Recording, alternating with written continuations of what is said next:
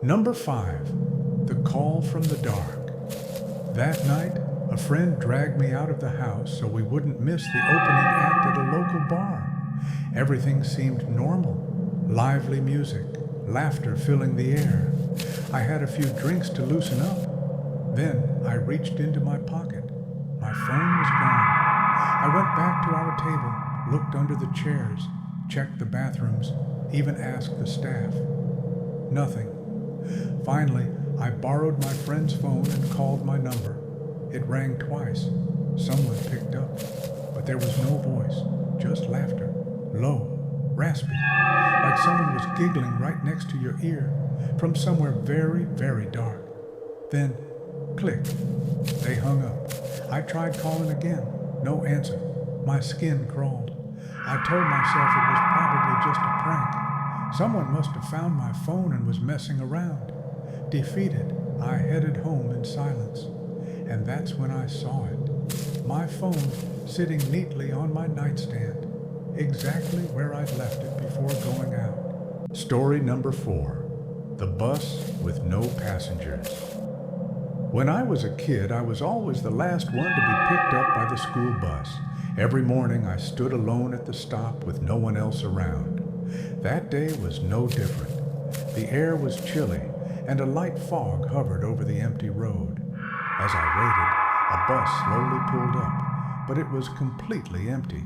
Not a single student inside. The door creaked open. The driver was a man I didn't recognize.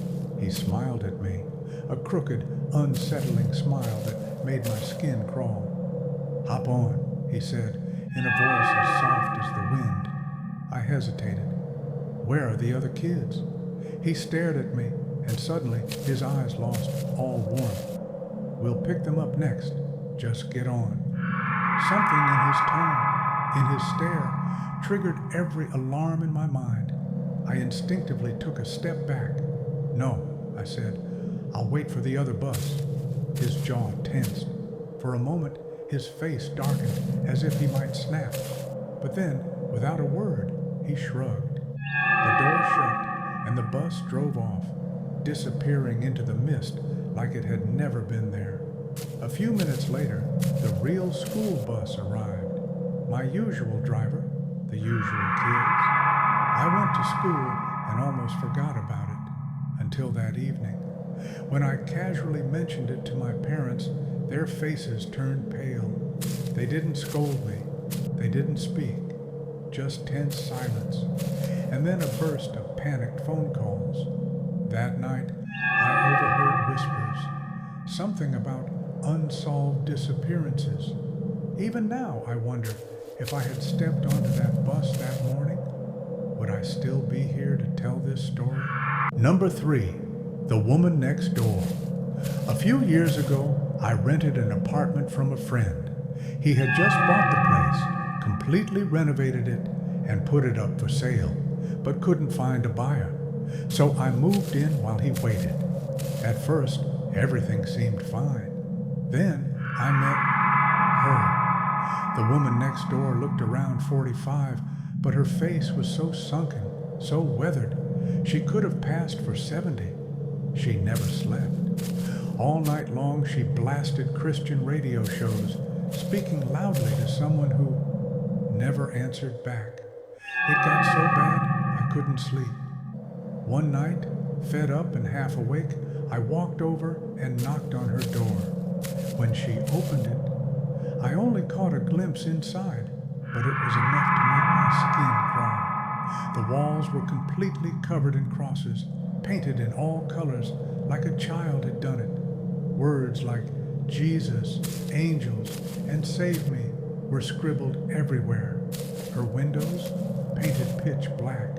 The air damp, rotten. The carpet was yellowed, decades old, and covered in dog feces and cockroaches. But no dog. I asked her to please turn the volume down. She stared at me, unblinking, then silently closed the door. Moments later, the volume went up. The next night, my girlfriend stayed over. Around 3 a.m., I woke up with a chill. Something felt off. That's when I saw it. A figure, standing beside our bed, just watching. At first, I thought I was dreaming, just sleep paralysis. But then, the figure spoke. It was her. She had broken in. She was holding something metallic in her hand. "You should lock your doors at night," she whispered, then turned and walked out. The next morning, I heard strange noises under my window. I looked out, and there she was again, muttering to herself in tongues, eyes wide, wild, clutching a plastic bag with something inside. The smell hit me before I saw it. Her dog, dead, rotting in that bag, and it was boiling hot outside. That's when I snapped. I ran upstairs to talk to another neighbor. He looked as pale as I felt. "She broke into my apartment last month," he whispered. "She stood behind the couch while I was watching TV with my kids, holding a power drill." That's when I realized that's what she was holding beside my bed. I called the police. Turns out they knew her. She was a diagnosed schizophrenic, untreated for years, violent, unstable. But they couldn't do anything. She owned her unit. They could only act if she stepped outside. So I waited. 2 nights later, I saw her leave at 2 a.m., crossing the road to the 7-Eleven. I called the cops. In under 2 minutes, 3 cruisers and a special unit van rolled in.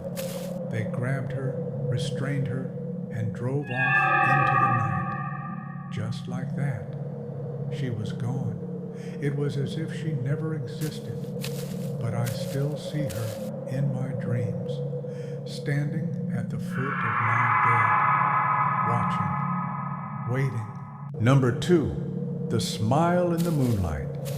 It was almost midnight, just 15 minutes left on my night shift. The office was dead quiet, tucked deep in an industrial zone where every other building was shut down for the night. Then, crash. A deafening smash shattered the silence. One of the front windows had exploded inward. Heart pounding, I rushed to check it out. Someone had hurled a large rock through the glass, hard enough to send shards flying across the room. But that wasn't the worst part. There was no one out there, just an empty street under flickering orange lamps. No movement, no sound. I called security, told them what happened, and decided I wasn't waiting around. I grabbed my bag and left, fast. As I walked through the parking lot, a strange chill crept up my spine, the kind you feel when you know you're being watched. I tried to shake it off, but by the time I got to my car, I was in a full-on panic. I threw open the door, jumped in, and peeled out of there. I didn't even think about it until I was halfway home. That's when it hit me. I never unlocked my car. It was already open. I froze at a red light. My pulse was pounding in my ears. Slowly, I reached my hand into the back seat, felt around. Nothing, just empty air. I laughed it off, nervous, tense, trying to tell myself it was just stress. 30 minutes later, I called a buddy who was out drinking.